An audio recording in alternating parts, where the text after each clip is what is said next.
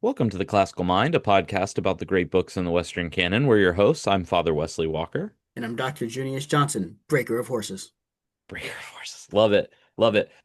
We are here today to talk about a movie. Another one of our Classical Minds Goes to the Movies episodes. And we are talking about Christopher Nolan's The Odyssey. And I think right up front, we should probably say that, spoiler warning, we are going to be discussing the film in its entirety. And so if you haven't seen it yet and you want to wait, put this in your queue and go see the movie and then come back to it. But if you do stick around, don't be surprised if we spoil it for you. It is, a 3,000-year-old poem, so hopefully you're aware of the basics of it anyways. But of course, the film does make some adjustments and adaptations, and so we'll be delving into those. So, anyways, just right up front, gotta say, you know, there are spoilers. Now, Junius, we both went and saw this in the theater within the past few weeks. I'm curious about your experience in the theater. I assume you saw it in IMAX. Actually, I did not see it in IMAX. We Really? saw it in regular size big screen. Interesting. Okay. I saw it in IMAX. Was it full when you saw it? It was not full. It was, theaters, at least around here for me, the theaters are rarely full these days. Interesting. But it was healthy without being full. See, I saw it on a Tuesday at 2, and I thought it was very packed Mm. to the point I was a little claustrophobic because I haven't been to the movies since Sir Gawain and the Green Knight came out. Oh, wow. That's a minute. Yeah, Well, but so as part of that is where you live, it's more densely populated. that's Down true. here, we have a wider range of folks. We were at a fairly late showing, but I want to say it was like a Wednesday night. Yeah, it was a Wednesday night, like 9 o'clock showing. So that's not a big movie theater time. Anyway, in fact, no, I remember this, and I wasn't packed at all because I remember going to the parking lot. It was the day before Spider-Man came out, and we were Oh, going to Spider-Man the next night. And I remember pulling into the parking lot and saying to my wife, remark the difference between the Odyssey on Wednesday night and Spider-Man on Thursday night, because there were a couple of cars in the parking lot on Wednesday night, and on Friday, Thursday night, it was like, good luck finding a place to park. sure. You just couldn't get enough of Tom Holland and Zendaya. I know, right? It was a two for well, and of Punisher, John Bernthal. Oh, that's right. That's right. Yes, he's Yeah. in both too. Oh, Yeah. yeah. Interesting.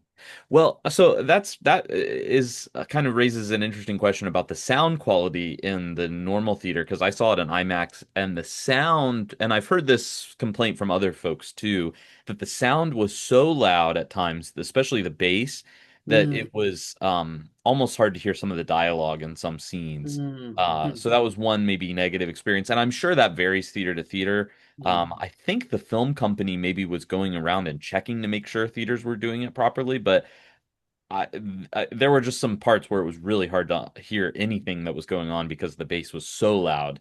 You Mm. could almost feel the seat shaking and the floor Yeah. rumbling. And I guess in a way that's puts you in like what it would have really been like in some of those scenes, but it did make it a little difficult to understand. I'm assuming in sort of the standard version that that's not maybe the Yeah. translatable. It probably wasn't so bad. Yeah, I didn't have that problem at all. I did have one of the things I didn't like was some of the soundtrack choices were very drum heavy, and Yes. sometimes it was hard to tell, wait, is what I'm hearing part of the soundtrack, it's part of the music, or is it something that's actually the sound effect, something that's happening in the scene? I want to say the Cyclops scene was one of these where there were these heavy bass drum hits, and I was like, wait a second, is that am I hearing footsteps or is that just the music? And there were a couple of times I remember being confused about that. So that was a bit of a bit unfortunate in a couple of spots. But no, the balance was fine in the normal theater. That's good. Interesting.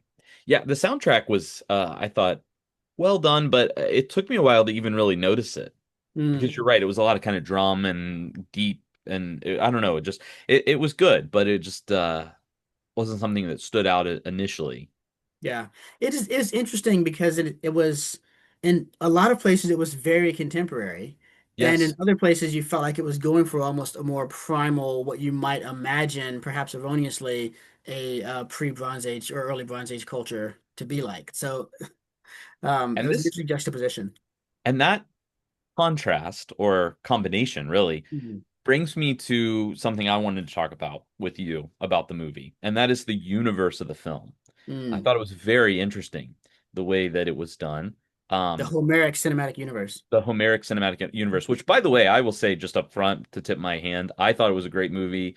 Would love to see a whole cinematic universe of sort of Greek epics, like with the Hmm. same characters, same actors playing the same characters, and I'd love to see an Aeneid movie. I'd love to see a redo of the Iliad. I don't think they'll Hmm. do that anytime soon, but even some of the like the Agamemnon plays or Hmm. something. I think it would all be interesting to do that.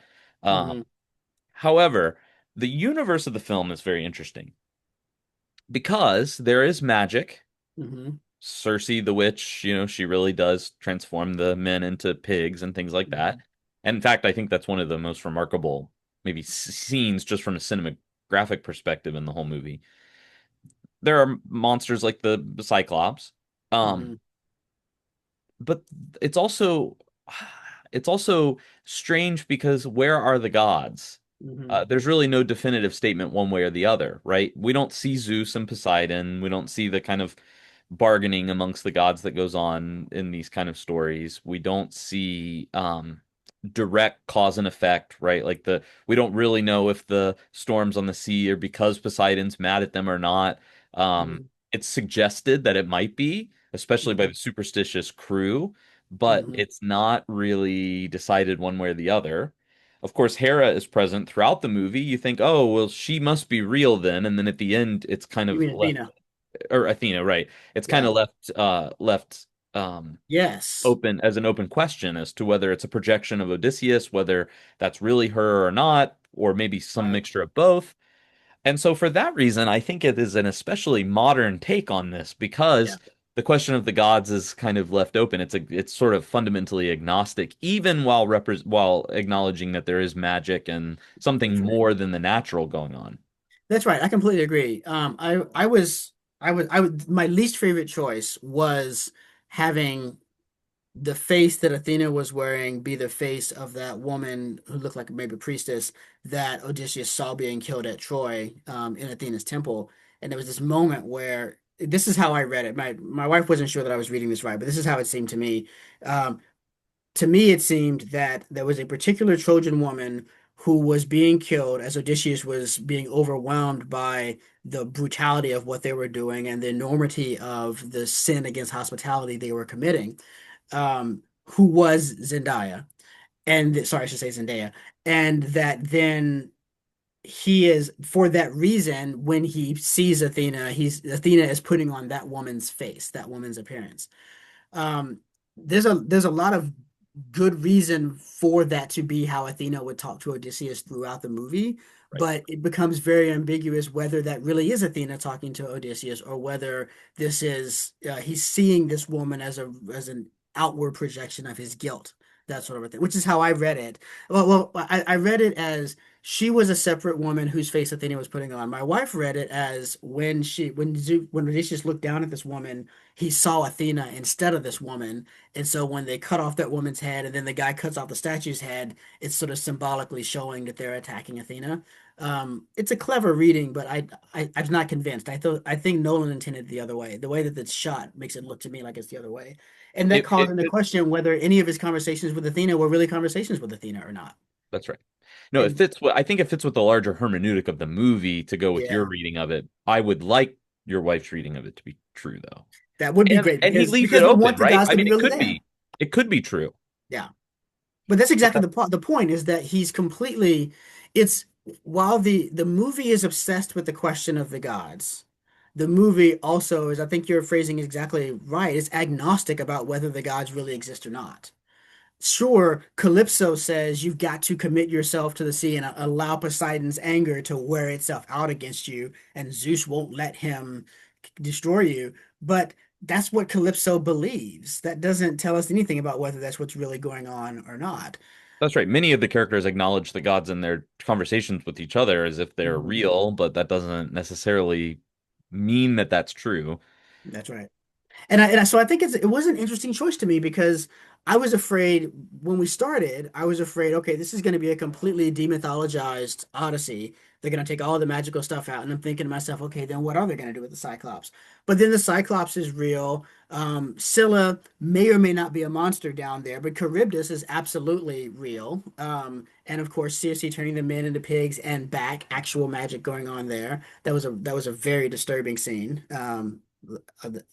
Really gross, actually, the eating Yeah, and sort of a the body horror thing going on. yeah, really, really, really gross, Which but actually in a very appropriate way. Like, I thought it was interesting because the previews for the film were pretty much all horror movies, hmm, yeah, that's true. Yeah, which I thought was interesting that that was the demographic they thought they were going for. I don't know. Maybe there were yeah, definitely were overlaps. That Cersei scene is definitely a body horror thing, yeah. but So overall, I it's did an not. interesting choice to have both together, right? To say Yeah. we are going to acknowledge that it's a magical world, but we're not going to take a stand on the gods, and we're even going to potentially suggest that maybe the gods aren't even a part of this. And this is I think exactly why it's a good modern adaptation in that that is how we as moderns tend to think, Yeah, right? right. In fact, I just preached about this on Sunday. The issue really isn't that we have a whole bunch of atheists running around in our country, right? That would be a different kind of engagement that would call for. But we have a lot of people who are spiritual and not religious who acknowledge there's something more. I mean, think about the rise of people interested in astrology and that kind of stuff, and it's like, Mhm. oh yeah, there's people believe in something. They believe in a kind of magic that exists. They just don't really have an overarching, or at least not a unified narrative to explain how that magic exists, Mhm. which makes me a little bit frustrated at the movie, I guess. I still think it was a good movie. I still think it's worth watching, but without that sort of larger cosmology, what do you do with the fact that Cersei can just turn people into pigs and turn them back and stuff? Like, Yeah, where is yeah, that power coming from? yeah. And so it raises more questions, of course, than it solves, which I suppose is in some ways a good modern storyteller who will do Mhm. that. But it, Yeah, that's right. I mean, it's as if it's funny because then the storyteller, the agnostic storyteller, can say to the religious interpreter, "Well, that's the space of mystery. You guys are supposed to be okay with mystery, right? Like I shouldn't right. have to spell it out for you. There are some things in the world that our science can't explain." Um, to which I want to say, I would prefer you think that than that you not. So I am pleased. I'd rather have had the magic in the movie than not, especially if the gods were going to be absent. I think this story needs to have those otherworldly elements to it, and those mythical elements to it, right? And I'm really pleased that he left those in there. And he does leave the gods question is it's handled deftly enough that he doesn't require any interpretation from you, right? It's very indeterminate but determinable with respect to whether the gods are there or not. For me watching it, I'm interpreting all those events as yes, that is Poseidon's wrath. Yes, this is Zeus, and so on and so forth. That is actually Athena. And he does nothing to take that away from me. He does call it into question a little bit, but he doesn't take it away from me. But he also doesn't require. So the person next to me could be thinking, well, no, that's just a storm and there's no gods at all. And he does nothing to take that away from them either. So I think that is I think that is also really modern and really honest, because modernity is not all anti-religion, anti-transcendence. Modernity has a very complicated relationship with transcendence. It both deeply yearns for it and it's deeply suspicious of it. And so at times it gives in to its longing for transcendence and affirms that in various peculiarly modern ways, such as a religionless spirituality. And at other times, it gives in to its suspicion and denies it, even rails against it, gets angry because it doesn't exist, all these sorts of things. And so I think that the film, by leaving the space for you to wherever you find yourself on the modern spectrum, plug in, is peculiarly and idiosyncratically modern product in that way. And there's a sense in which I think Odysseus then becomes the kind of archetype of the modern man, because I Mhm. think for the first chunk of the movie, I'm not sure he really believes in the gods much, if he does at Mhm. all, right? Mhm. Like as he's telling the story to Calypso, he even makes some remarks about, well, the men thought that was Poseidon, as if kind of dismissing their concern. Um, it's not really until he gives himself up to the sea that I think maybe there's a bit of a transition, Hmm. but it's not. I don't know if he ever fully develops it because obviously at the end, Athena's gone when he is talking to her. She leaves, so I don't know what that would mean, but it does seem like a sort of a leap into the abyss when he Hmm. goes into the onto the waters, but I don't know that that necessarily means he accepts and embraces all of the sort of cosmology there, Hmm. but clearly he's acknowledging there's something greater he has to give himself up to, whether that's Yeah. Poseidon or faith. I don't know. Yeah, I think that's exactly right. And so Odysseus on a little, not even a raft, really, just a plank, right? Adrift on the sea, giving himself over to the wrath of the elements, which may or may not be gods. Having taken that leap into the abyss, that Kierkegaardian leap. I mean, is there a more clear image of the modern man than that? In fact, I think it even I think at the beginning of Introduction to Christianity by Joseph Ratzinger, he shares a very similar picture of Mm. the man kind of on the water of doubt, and hanging on by a plank and stuff like that. So I don't know, it could be well, I doubt that's what Nolan's doing, but there is certainly an overlap there. Yeah.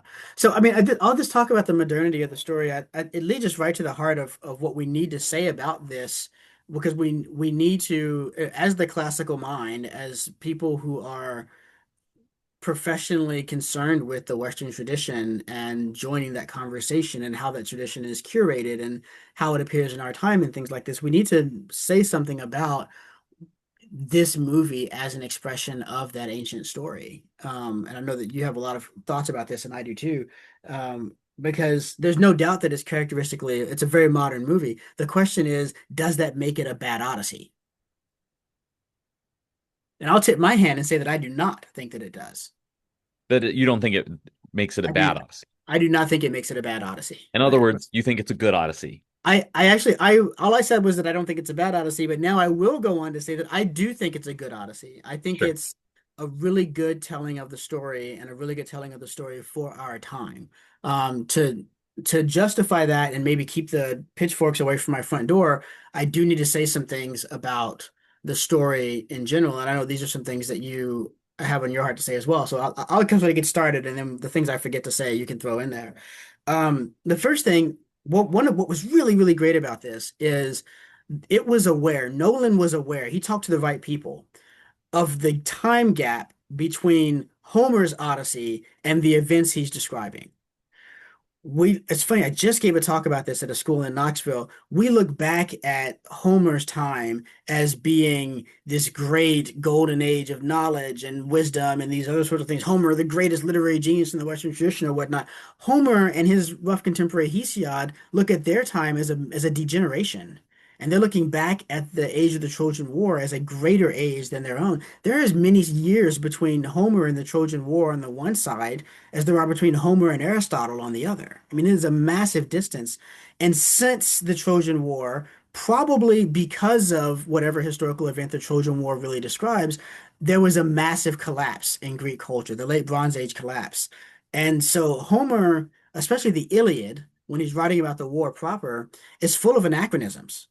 One of my favorite examples of this is his use of chariots. If you think about how people use chariots in the Iliad, I may have even mentioned this when we were talking about the Iliad. They ride into battle on the chariots, then they get down and they fight on foot, and then they get back in the chariots and ride back to the boats or back to the city. And you're like, that's not what chariots are for.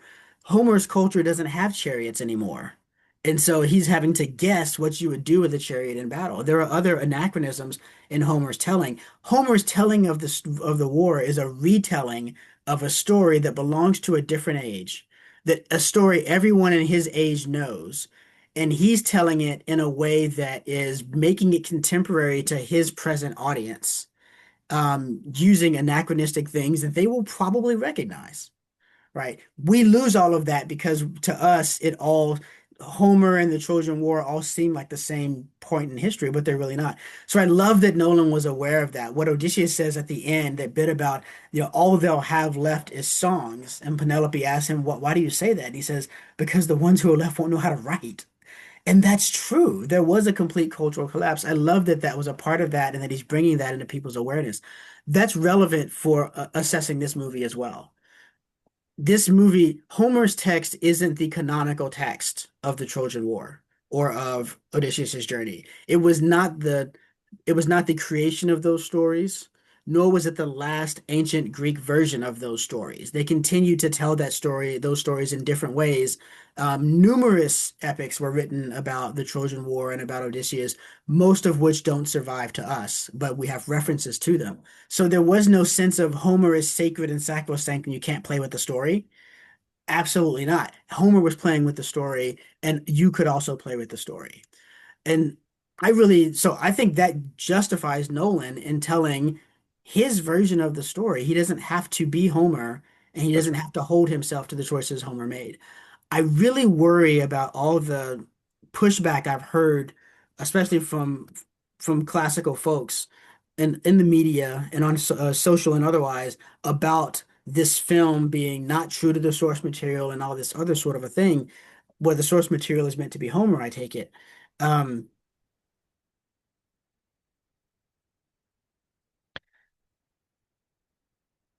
okay to tell the story and to tell the story in different ways. We run the risk if we become sort of if we fetishize the past and become curators, we run the risk of forgetting how to be storytellers. And if we do that, we are handing over a large part of the agency in shaping and preserving our culture that we would want to have. So I think Nolan treats this story as a storyteller. And I That's think right. as a storyteller, he does a fantastic job. Material. So yes, there's differences to Homer. I'm okay with that. It's also I think an interesting a potentially interesting way to get students or other teachers or people who are just interested in the story aware of and into some of the alternative sources, right? So the Mhm. ending of the movie, he goes off into exile with his wife.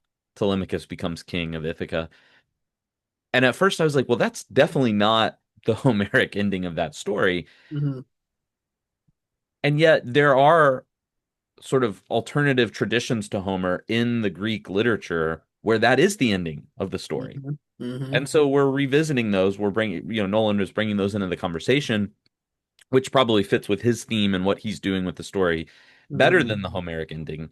But it's interesting because now that is an opportunity to explore. And like you said, some of those texts are lost, but we can at least explore how the Greeks were playing around with that story and the way that it ended and things like that.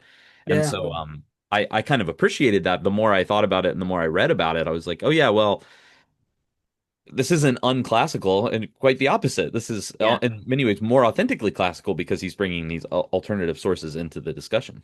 Well, and what's more, he's got a really fantastic authority for that. Dante.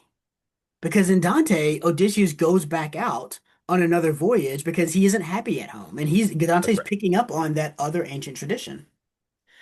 That was a problem for me when I first read Dante. Was I was like, because we grow up, we're on the Greek side, which is weird. The modern era, starting with the Renaissance, is the first era in human history to be on the Greek side of the story. Right. Everybody else, unless you were the Greeks, everybody else is on the Trojan side and wants to connect themselves to the Trojans. But we Some grow of up us still being are.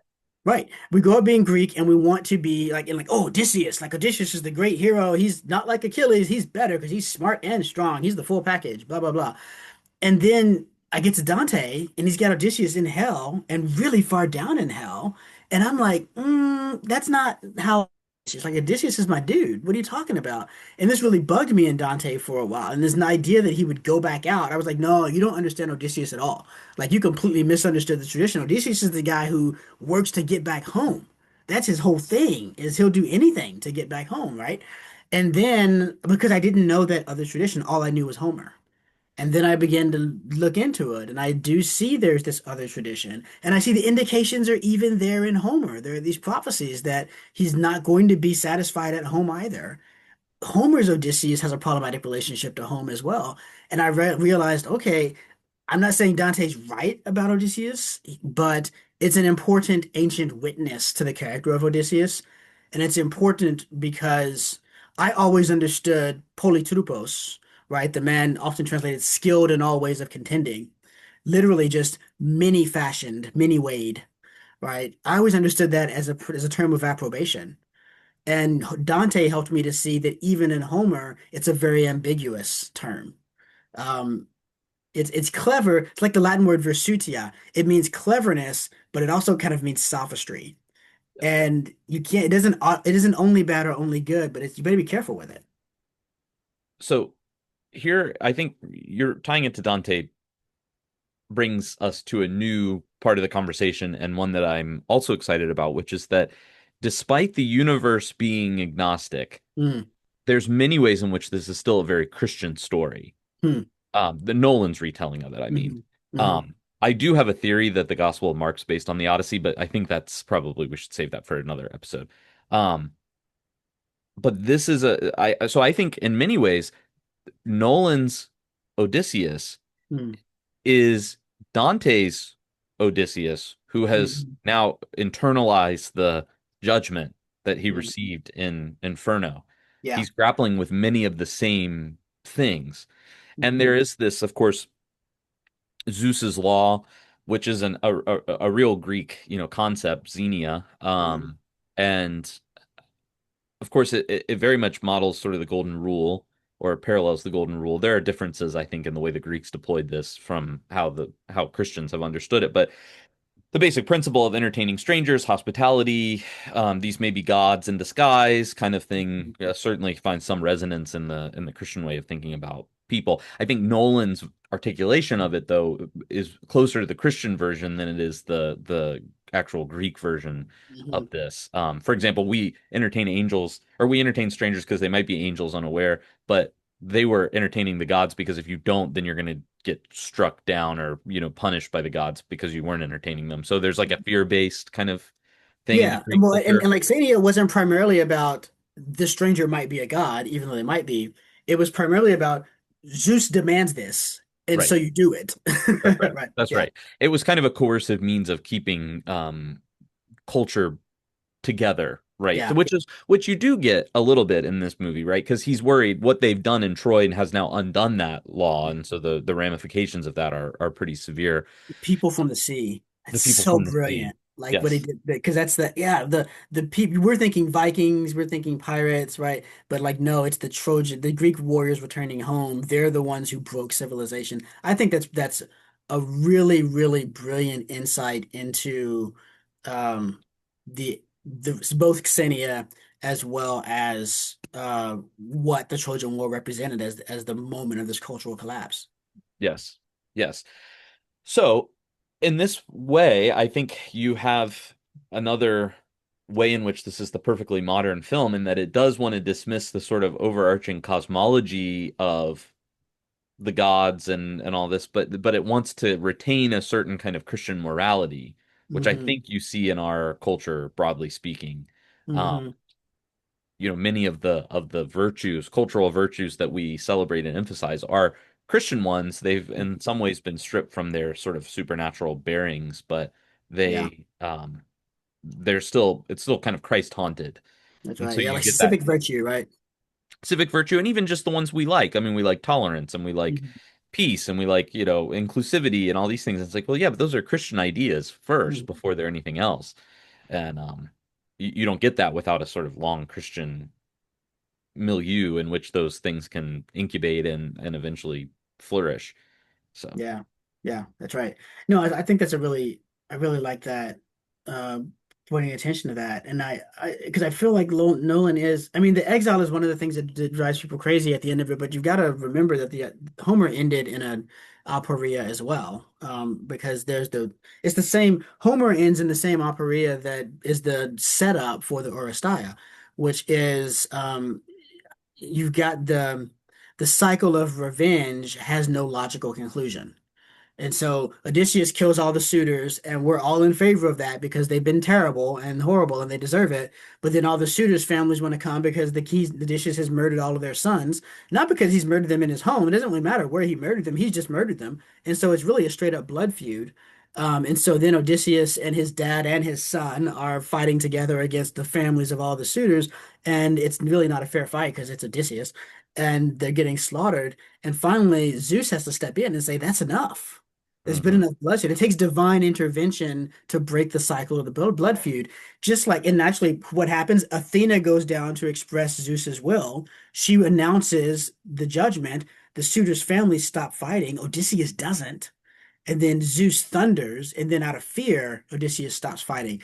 In the Oresteia, it's Athena who has to come in. Even Apollo can't get this done. Athena has to come in and mediate between Apollo and the Furies to get a happy ending for Orestes and to convert the Furies into humanities. This is a fundamental tension in Greek theology and Greek ethics, which is sometimes you're bound to revenge. The Olympian gods require it, but there are also other ties that you're bound not to transgress by the chthonic gods, such as don't kill your mother. And they recognize that these create conflicting duties. That's the whole basis of the Euthyphro, right? What about what? How can what the gods command be the basis of the good when you have different gods who might be commanding conflicting things? That's a very serious problem for a polytheist and not at all a problem for a monotheist. So I love that. I think that what Nolan does with the notion of, even though it's anachronistic, that there would be this sort of council of elders on Ithaca who would require Odysseus to go into exile because of what he's done. Yes, that's completely anachronistic. However, it does get to the heart of a central concern in Greek theology, and it's the very same problem with which Homer ended his Odyssey, even though he solved it differently. Hmm. And Nolan can't have Zeus or Athena just step in and fix everything because his whole point is we don't know if they're there or not. Right. In many ways, there's I think a strong intertextual link between this Nolan film and one of the last Nolan films, which was Oppenheimer. Hmm. Right. Very similar kind of stories about um, sort of the hero, the great man who unleashes something that is ultimately destructive Hmm. to the world as one knows it, and he has to kind of grapple with that guilt and all Yeah. that. I mean, it's a very similar movie, and so it's kind of interesting that after making Oppenheimer, this is what Nolan wanted to do. Hmm. And then he kind of just continues the conversation or continues the same trope. I mean, I don't know that there's a huge divergence between the two characters in any way. I mean, they both kind of end in the same pattern. I don't know that the Odyssey has really added any new twist to that arc, basically. Hmm. Had you seen Oppenheimer? I have, yeah. I agree. I think it's really astute to put those two in conversation with each other. And Odysseus also, Nolan's Odysseus can say, "I am become death, the destroyer of worlds." Yeah. That's the realization he's having as he's walking around watching Troy burning, and that's the basis of his reluctance to go home is, you know, do I bring that destruction of home with me? Will it destroy my home as well? And in a sense, it does, but it needs to be destroyed because it's really messed up. So I think I'm on board with that comparison. I just wonder, I feel like to me, the Oppenheimer character is more. I think they're both equally haunted, although Oppenheimer's haunting is sort of proleptic. It's about something that he's about to do for most of the film, and then, some of the film it's in the rearview mirror. But it seems to me that he feels much more determined, I almost want to say. I can keep tempted to say passive than Odysseus. To me, Odysseus is a different type of character than Oppenheimer because he's always looking for a way out. He's always looking to resolve the unresolvable. One of the great instances of this is the conversation with Tiresias, right? When Tiresias says, you're gonna go here, and then this is gonna happen, and you're gonna go here, then you're gonna go to Scylla, and all your men are gonna drown. And he says, okay, then we'll sail to the six. And he says, then Charybdis is gonna kill six. You save six, but the rest live. And then you're gonna go here, and this is gonna happen, and all your men are gonna die. Then we're gonna do this. Okay, now you're going to land on the Apollo's island and they're going to slaughter a cow and they're all going to get killed. And he's like, well, then we won't land there. And Tiresias is like, you can't save them. Like Hmm. some of these you can save some, never all, but at the end of the day, they're fated by the gods to die. You can't save them from themselves. they will keep on putting themselves in situations where they're going to die because, and that's very Homeric. Because the problem in Homer is they don't keep home in their hearts. They're told keep home always before you, and they don't do that. They forget about home, and therefore they lose home. Right. So the Odysseus there that constantly like, there's got to be a way. I've got to be able to find my men. There's yeah, Oppenheimer wants to find other paths too, but there's something more actively searching to me about Odysseus than Oppenheimer. Hmm, that's interesting. I Yeah, I can't put mean, my I finger on would it though. I can't say it right. do what? I can't put my finger on it. I'm failing to say it right, but it doesn't feel quite right to me. Yeah, it's interesting because I mean, with Oppenheimer, you do get the feeling he wants to. Well, and in many ways, there's another really strong parallel with Odysseus, right? That horse, the Trojan horse, is designed to end a stalemate between the Hmm. Greeks and the Trojans. That otherwise the conflict's going to be even more prolonged, and what's the point? We're going to lose more men and all this kind of stuff. And so they build the horse Yeah. in Oppenheimer, you have this kind of specter of the Nazis. Well, the Nazis are going to get this first, Hmm. and once we develop this, then we can end the war. And so there's a kind of similar logic at work in both that is forward looking, I think. Yeah. So I don't know. It's interesting. I mean, I agree. Maybe it's just as simple as the acting choices that were made too. I mean, I think. Um, because well, this is totally subjective, but in my viewings of Cillian Murphy movies, his characters tend to be less than trustworthy, or I always feel like there's something going on other than what he's presenting, right? Hmm. Hmm. Whereas Matt Damon is much more kind of what you see is what you get, Hmm. which by the way is why I think he made a decent Odysseus Hmm. for the film Nolan was trying to tell. I Yeah. think if you went with a more classical picture of Odysseus, maybe Damon wouldn't be the right person. He didn't bother me as Odysseus at all. No, he didn't bother me I either. I bought it. think he did Yeah. good. I heard someone say that he was probably a better choice than someone like a Christian Bale or Cillian Murphy because they tend to lose themselves in the characters, and Matt Damon is kind of a relatable everyman. Hmm. I think Hmm. that's true. The Well, only other he person has a I good think haunted feeling too. he does, the only other person I would have liked to have seen play Odysseus was maybe Hugh Jackman. I think Hugh Hmm. Jackman would be a good Odysseus. That's it. I have to think about that for a long time. Huh. That's very interesting.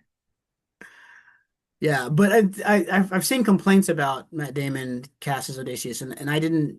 None of that came up to me in watching the film. No, I found him a very believable Odysseus, both, especially like you say, for the Nolan Odysseus, but even as a classical Odysseus, I think it would have worked well. Again, Odysseus is one of those characters you never come to with a blank slate. We all bring a lot of baggage with us about Odysseus, a lot of personal baggage, good and bad images that we have of what he's like. Every man's Odysseus is kind of his own special thing. So, no matter who you cast, people are always going to be, some people will be upset by it. that's right. That's right. Um, so I want to talk about, um, well, one thing I really loved was when Circe was turning the men back into men, and she says, "Resume your disguises." Mm-hmm. Being men or disguises, and that theme was also a through line that the men have a brutish nature. They have an animalistic nature, and that's what he can't save them from. They eat the cow, the sacred cow, because holy cow, because Tiresias says that their nature will force them to do it. Well, what did they say is the answer? We'd rather die killed by the gods than die of starvation, Mm, right? And that's at one level you think that's a very understandable choice, right? Starvation is a terrible way to die. Getting killed at sea is a lot faster. So decent choice. But if you step back from it for a second, they're choosing a spiritual sin to save them from a physical discomfort. That, that's right. yeah, the death by starvation is more painful, but it doesn't involve transgression against the divine law. And they choose, so they prove that their God is their belly, if we're going to lay the Christian resonance on top of it. And that fits in super. That's what Sissy's saying about them. You guys, food, food, food, food, food. It all comes down to your creature comforts, right? And so, I really like the Cersei character because too you could see there was I think a real critique about war and Hmm. how war can affect people. Women. Clearly her character, right, her character has been hurt by Hmm. men in the past. Um, Odysseus kind of makes it sound like, it's a projection that she's projecting this onto his men, but we saw just, a few scenes before, they're burning houses and taking all the food and stuff from these poor villagers, and no Yeah. sexual violence is shown, but certainly, with the sacking of Troy, I mean, Mhm. that was certainly a part of it. And so, Yeah. And they seem to have burned that town without really asking any questions, that's right? right. They don't really talk to the guy till after the town is burning, and it kind of feels like it's the first time they've started talking. And it's like we probably could have done this a different way. Like maybe it seems to me like Odysseus could have figured out a way to get the town to give them food, right? That's right. That's right. I, Yeah. I will say, so the Cersei scene maybe approaches one of my critiques of the movie, Mm, right? So in the poem, that's kind of a drawn out episode, right? They're mm, there for a while. It's not just mhm, a one afternoon kind of deal, which is what it is in the movie. And so what happens, I think, in the film, because it's just one single movie, there's no intermission, and I think some of this was limitations because IMAX uh theaters can only run for so long mm, without malfunctioning or whatever. I don't understand it super well, but I did hear mhm, that somewhere. And so you have to compress everything. mm, So these episodes that, in the actual book are, pages and pages, you have to compress into 3 minute to 5 minute segments. mhm. And so you get things like there's really no interaction with the Cyclops verbally. Yeah. You don't get the classic kind of riddle about no Mhm, man and things like that. Um, so the Cersei episode is kind of one of them. It's like, oh, I got your bird, and so she has to turn the men back. mhm, And that just felt a little like it just didn't feel like it gave some of those episodes what they deserved or what I would have wanted out of them. And mhm, I don't think it was in light of Nolan's kind of larger narrative that he was telling that they had to do that. It was just that was just the constraints of the medium that they're using. mhm, And so that was a little frustrating, I think, for me. And I also think it did have some impact on the acting because mhm, I think Damon did pretty good. I think Anne Hathaway had the chops to really handle those compressed episodes. But I think Tom Holland's Telemachus probably could have been better if he had more time to develop. mhm, Um, and there were a few other characters where I just thought this all feels very rushed mhm, and having a little more time. Maybe if you made this as a series like Rings of Power, where you have a whole season to do certain things, that maybe would have resolved some of that. But I understand Nolan's love for making IMAX movies, and I don't think it necessarily takes away from how good this film was, but it is something that left me a little meh at the end. mhm. Seriously, was so interesting. I was really surprised that she wasn't pretty. Right, I'm not saying he ought to have chosen that. It threw me off guard at first, and it made me look at the character a different way, which was really effective and I think really, really good. It took the focus off of even Calypso, who is being played by a gorgeous actress.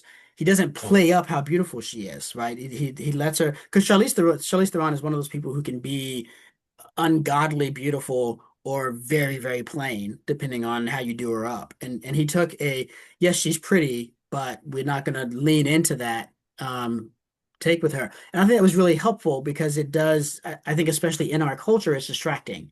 Um, Odysseus is clearly distracted by beautiful women, and that's an issue. But it's not part of the story he's trying to tell. It's part of the reason Nausicaa's not there.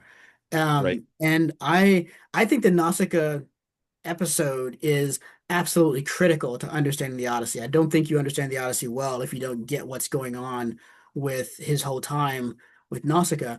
But again, that's Homer's Odyssey. That's Homer's Odysseus. That's not the story Nolan's setting himself to tell. It's not about Odysseus's relationship to women. It's not about Odysseus's duplicity, which Homer's very much is, which is why Dante's a good read of Homer, even though Dante's never read Homer. So I think that I think there was a lot of good in how those choices were made to downplay the gorgeous women aspect of it. Forced me to look at characters like Circe and even Calypso a different way. He's much more sympathetic to Calypso um, than Right. Homer is, and Right. therefore than I have been up to this point. I don't have a lot of Calypsos. I do get Circe in other places, right? You get Circe in the Argonautica, where Jason and Medea flee to her to try to resolve the guilt that Medea has for killing her brother. But and so I found it a little bit hard to reconcile this Circe with that story. It'd be hard to imagine what that would look like to go there, but not. But I'd be interested in seeing it. I love your idea of a whole series of films done with this outlook of the great things. I mean, I would not be excited to see the agnosticism about the gods continue. And you know, an Agamemnon without the gods turns into a really dark character study that I'm not that interested in. But At a certain point, the producers of that universe would have to make some decisions about yeah, how they would. yeah, we're gonna have to go take a stand one way or the other in the Yeah, gods, and yeah. that would be decisive. Which may be another reason to do it. Make them choose, and then we can Yeah, read that but back then they into make the the wrong Odyssey. choice. You know they'll make the wrong choice, and That's true. They where are you probably going to would. be? Right? Because then so we saw it already here. Agamemnon sacrifices his daughter. No mention of the fact that he's told to do it. Right. It's just he just does it because that's the way he is.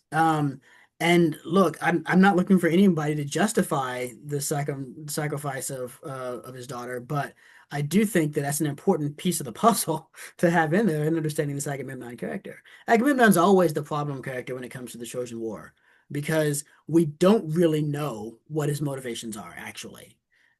We've been Right. told so much that he doesn't really care about Menelaus and Helen. He really just wants to rule all of the world and is doing this, but that's we don't have that. We don't really know. Um, That's right. we do that's extrapolated from how we see him lording it over a lot of the Greeks in the Iliad. But Right. he's really fascinating character for that reason. And people like to kind of dig into him.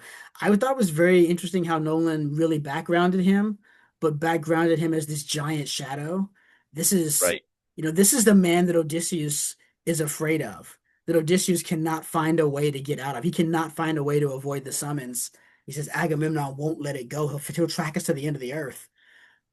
That does more to give me a picture of Nolan's Agamemnon than anything else in the movie. That kind of conversation between Odysseus and Penelope about it. I thought that was cool. Never letting us really see his face, Yeah. giving him that giant helm, and just sort of making him the function more than the man. That was very effective. I saw a lot of criticism about the armor Mm. in this movie. It Mhm. wasn't historically accurate and things like that, and Neither that was it looked Homer's. silly. Well, right, neither was Homer's. And also, like, I don't know. I kind of thought that the Agamemnon armor was pretty cool. It was Uh, really cool. yeah, That's what I want to know. Like for people who are concerned about historical accuracy, do you want it to be Homer's time or do you want it to be the actual Trojan War's time? Those are two different sets of armor, two different right. historical looks. And if you want it to be Homer's time, I would just remind you that Homer doesn't own these stories. That's right. These stories were Homer was the favorite version of them, but they still wanted other versions besides Homer's. And so you're because we don't have the other stories and because we don't read even the ones that we do have, it distorts our sense of how important the stories were in their own culture. And it causes us to elevate Homer to a place that he shouldn't be. No culture does well when one single author is elevated above all others and everyone has to answer to them. That's right. No, can I articulate one complaint? And I'm curious how you would handle this. Mm, Maybe you'll agree, maybe you won't agree. That, those seem to be the options. yes, those are the two options.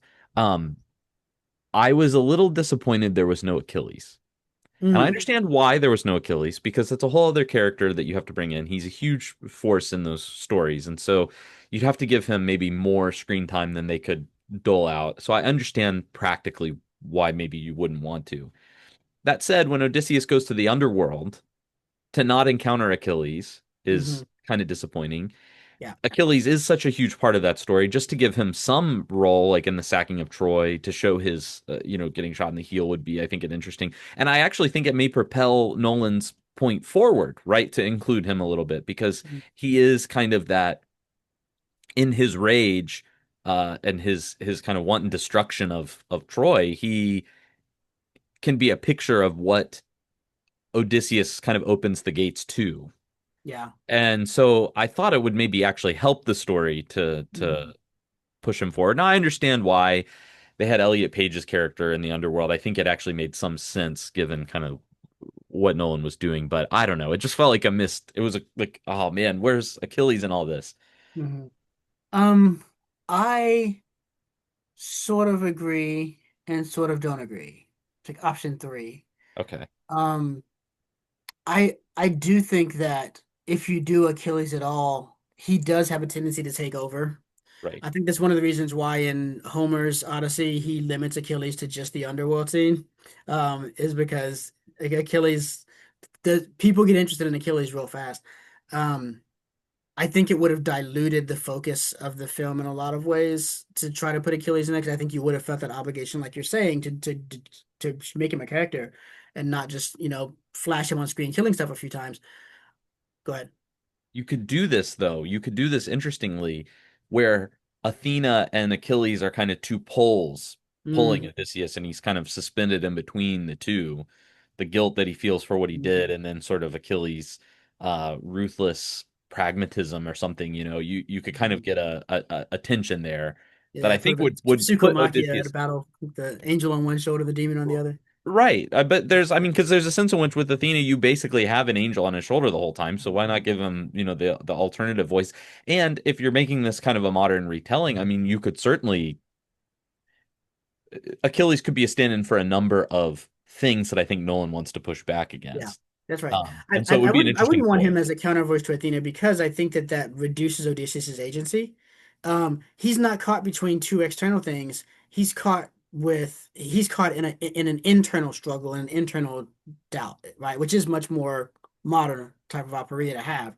Um, what have I done? What's possible for me? Who am I to be? How am I to navigate all this kind of stuff? All that said, so that's really not to say that I don't think it's true they couldn't have done it. I agree with you. There's ways to do it, and they could have worked, and there are ways that could absolutely forward the Nolan program.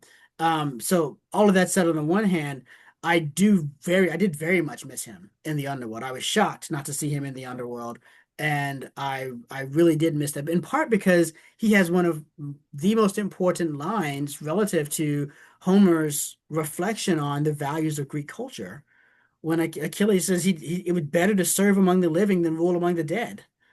That's the Achilles made the choice that is the choice of Greek culture. You choose fame rather than a long life because fame will outlive your long life, and that's what's really valuable. That's what really matters. Achilles makes that choice and then we find out young Homer's all about that. 20 years later, Homer, writing the Odyssey, Homer, who's seen some things, got a few more miles on his soul, writes an Achilles who regrets the choice, who says, I would take 10 more years, 20 more years, heck, one more day on land over this fame that I've got myself. It doesn't really, and what he wants to know about is not his own legacy, but how's my son? Yeah. How's Neoptolemus? Right? That's so good. It's such an important change, I think, in Homer from the Iliad to the Odyssey. So I really did miss that. But that's again, that's not really the story we're getting here. Kleos and honor and glory, that's not really what we're talking about in this movie. Hmm. But yeah, I would have loved to have had an Achilles in the underworld. That was the biggest. I didn't, I there were some things about that scene I didn't like, but most of them I was largely okay with. But not having Achilles was my biggest complaint about that scene. Yeah. Yeah, Yeah. It was hard to stomach. I Again, guess I I'm get it. mostly I get it. agreeing with you. I guess I am. Yeah. Yeah. I mean, how they deploy him would be interesting, but Mhm. you would definitely have to rework the script that Nolan ends with in I order to bet there are include him. versions of the script where he was there too. I'm sure they had many conversations about this. Yeah, yeah. Well, so this is, I think, in terms of pointing towards a summary judgment, a concluding judgment about this. Um, this is a remarkable film from the standpoint of filmmaking. It is a monumental film for Hollywood. It is historic. It deserves to be seen by everyone because it is one of the master filmmakers and master storytellers of our time at the height of his powers. When you listen to the actors talk about what it was like to work with him on this movie, I mean, that's important. If you look at this and you're thinking it from the standpoint of all the changes he's made, go watch some of the interviews with the actors, who are some of the greatest actors of our time, and see how their experience making this movie and what he did. They knew they were in the middle of something special when they were doing it. And they're explicitly not thinking about box office and how much money it's going to make. They're like, this is one of those things that defines a career that you want to have on your resume. I think this is something that defines a cinematic moment in our culture and does so in a way that most of the films that are like that are films I don't want to see because Mhm. they're dark and they're brooding and all these other sorts of things. And he made a remarkably enjoyable, classically themed epic that manages to be one of the masterworks of our time. And so I think it ought to be seen for those reasons alone. On top of that, I think it is a really compelling and important version of the Odyssey story. Yes. No, I agree completely with that assessment. I think it's one of those movies that will warrant revisiting Mm, at maybe annually, maybe, maybe every few years, where I could definitely see where it will be on the same or a similar level in terms of like Lord of the Rings or something like that, and just in terms of how important it is and its longevity. I think we'll be talking about it, thinking about it, watching it for many, many years to come. And so, and it's an important conversation to have. I think the way that we view these old stories and the way mm, we retell them and repurpose them and adapt them matters a great deal because it helps us understand where we are now. Because ultimately, that's our goal in a podcast like this and in our work as classical educators, where we read these old books. It's not just to be antiquarians, right? It's to better answer modern questions and to have these modern conversations, but we can't know what those questions are that need answering if we're not tuned in, if we don't have our finger on the pulse on stuff like this. yeah. Well, and I want to go back to something that you happened with you. You said, if I remember correctly, and I think I am, that you first encountered Lord of the Rings through the movies. Is that Yes. right? And Mhm. then, and so when you picked up the Fellowship of the Ring for the first time, you were picking it up in part because you had seen the movie, right? That's right. And that's something because one of the fears that I hear, and someone expressed this to me just this past week, is this person said, I'm afraid the imagination is dying. We're losing the imagination because all the images are already made for us. And so, I had one view of Lord of the Rings before I saw the films when I had just read it, and then I saw the films, and now that's sort of taken over the space in my brain. That's what it looks like now. And that I would admit that's an issue. When I started reading Lord of the Rings for our current reading of it, it took me about almost 100 pages to really settle how I wanted Frodo and Sam to sound in my head. Yeah. I knew I wanted them different than the movies, but it took longer to settle than normal because I was constantly fighting against a center of gravity towards the movies. There is that, but the bottom line is, here's someone who has read The Lord of the Rings multiple times and loved it and is passing it on to his kids because the movies drew him in. That's right. And I think that the Odyssey is going to do that same kind of thing. Now, I will say my methodology of passing it on to my kids has been informed by the fact that I watched the movie first and then read the books, in that they're not allowed to watch the movies at all until we've Yeah, finished the books.